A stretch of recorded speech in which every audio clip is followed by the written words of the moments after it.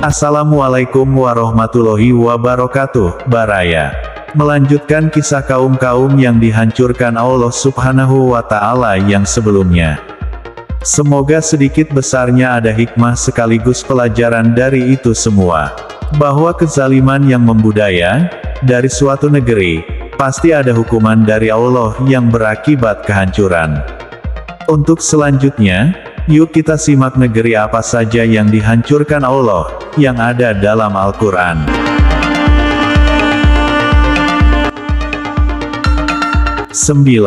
Kaum Firaun. Allah Subhanahu wa Ta'ala telah mengutus Kalamullah, kekasihnya, Rasulnya yang mulia, Musa bin Imran, alaihissalam kepada kaum yang zalim yakni Firaun dan kaumnya laknatullah. Kemudian kami utus Musa sesudah rasul-rasul itu dengan membawa ayat-ayat kami kepada Firaun dan pemuka-pemuka kaumnya, lalu mereka mengingkari ayat-ayat itu. Maka perhatikanlah bagaimana akibat orang-orang yang membuat kerusakan.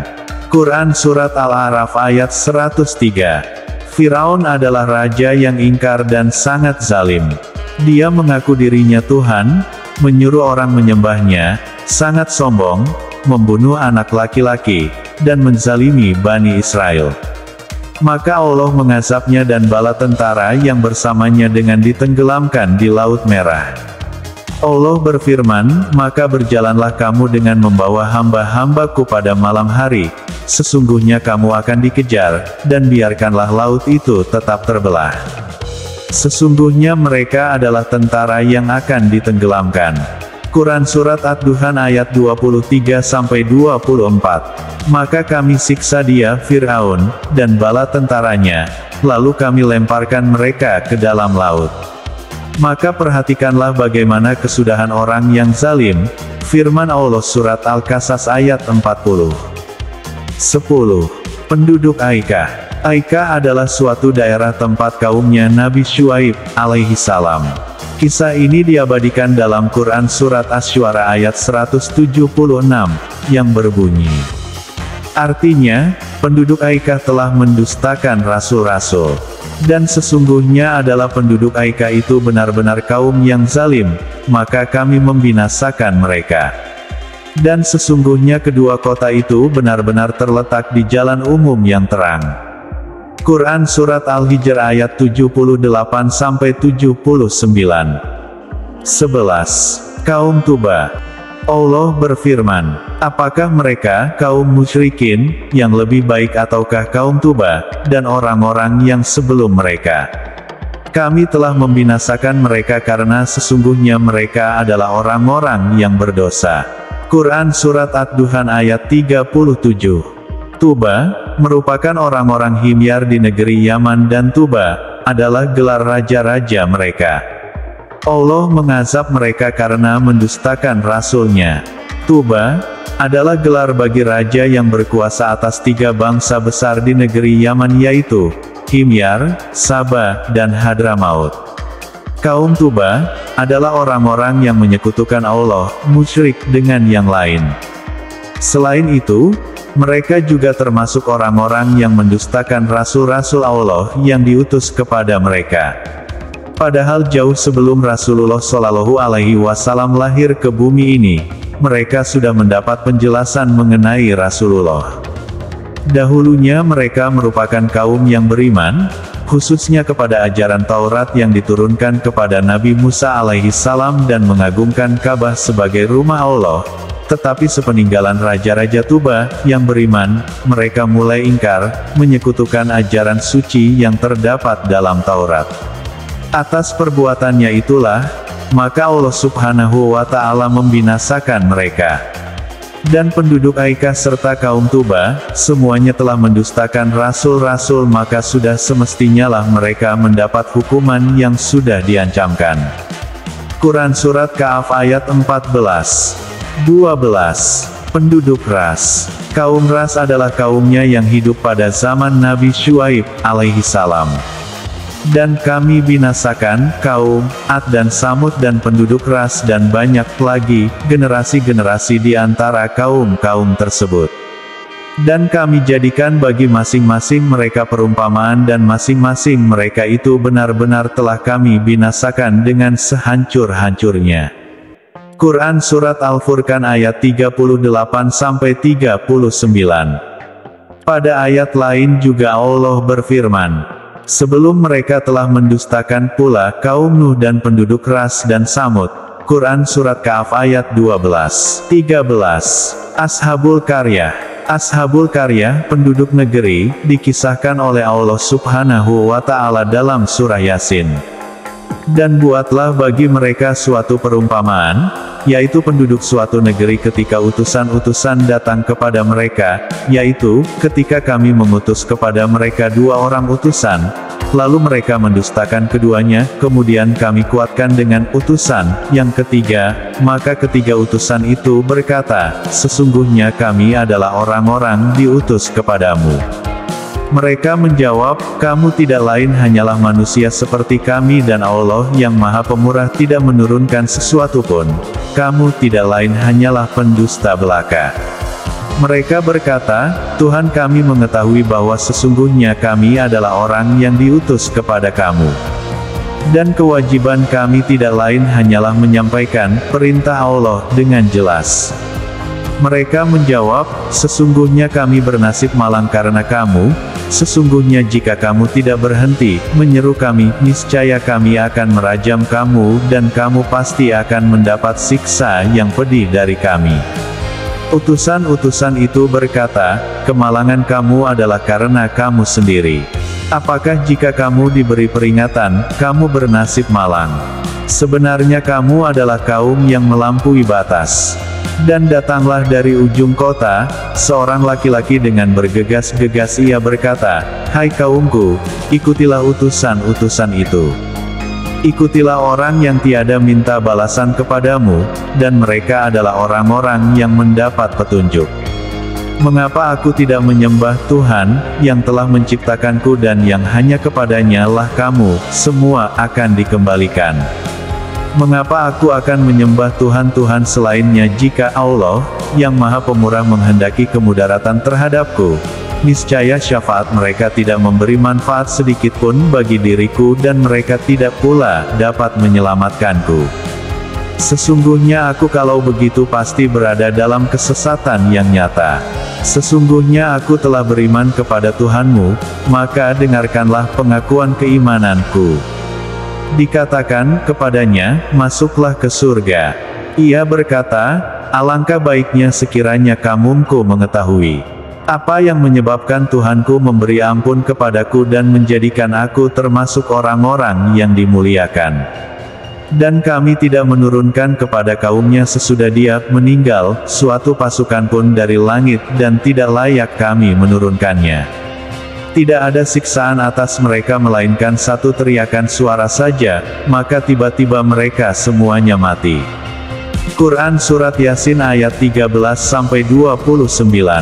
Allah Subhanahu wa Ta'ala pun mengazab mereka dengan satu teriakan yang sangat melengking sehingga mereka semuanya mati. Ibnu Katsir dalam kitab tafsirnya menyebutkan bahwa Ashabul Qaryah adalah penduduk kota Antakya. Hal ini berdasarkan riwayat Ibnu Ishaq dari Ibnu Abbas, Ka'ab al-Ahbar dan Wahab bin Munabbih. Rajanya bernama Antaihas, penguasa yang menyembah berhala dan diikuti penduduknya. Pendapat ini senada dengan tafsir Yasin Hamami, tafsir Al-Qurtubi dan tafsir Al-Ibris, karangan Kiai Bisri Mustafa. 14. Ashabas Sabti. Inilah kisah Ashabas Sabti. Ashabas Sabti adalah orang-orang yang melanggar perjanjian pada hari Sabtu. Bagi orang Yahudi hari Sabtu adalah waktunya untuk beribadah, tidak boleh melakukan aktivitas apapun. Maka Allah menguji mereka dengan mendatangkan ikan-ikan yang melompat-lompat pada hari Sabtu, yang mana ikan hanya ada pada saat itu.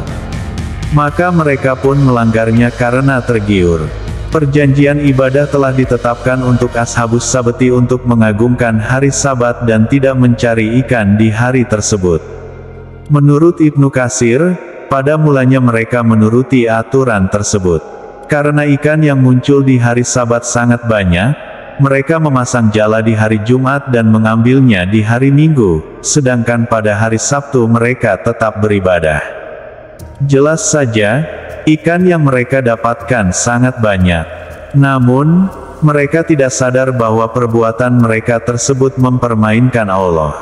Meskipun mereka tidak mencari ikan di hari Sabtu dan tetap beribadah, tetap saja perbuatan mereka melanggar aturan dan membuat siasat tipu daya terhadap Allah. Dalam surat Al-A'raf ayat 164 dijelaskan mengenai sekelompok Yahudi yang acuh dan Yahudi yang mengingatkan akan pelanggaran teman-temannya, Ashabus Sabti. Ibnu Katsir menafsirkan ayat ini bahwa dalam kisah Ashabus Sabti terdapat 3 kategori golongan.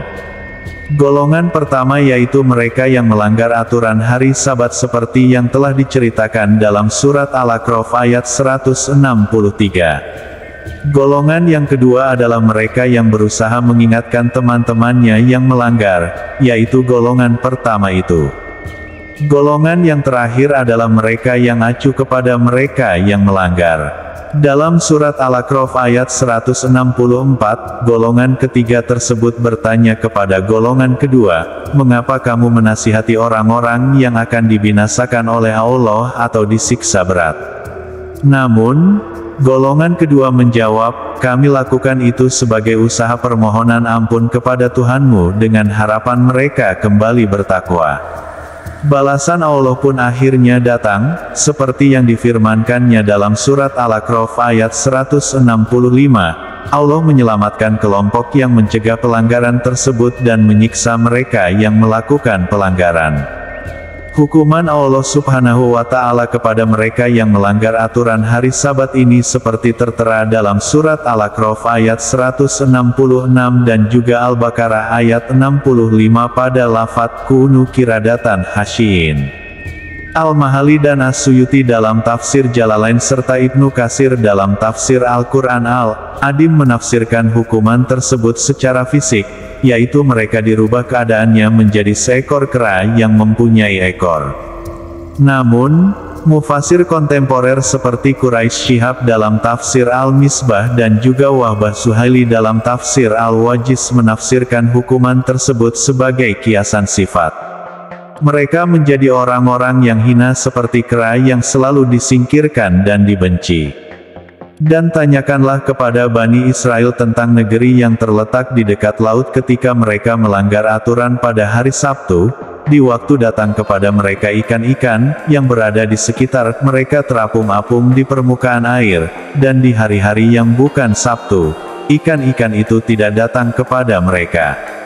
Demikianlah kami mencoba mereka disebabkan mereka berlaku fasik. Quran Surat Al-A'raf ayat 163. Allah Subhanahu wa Ta'ala pun mengazab mereka semua menjadi kera dan babi.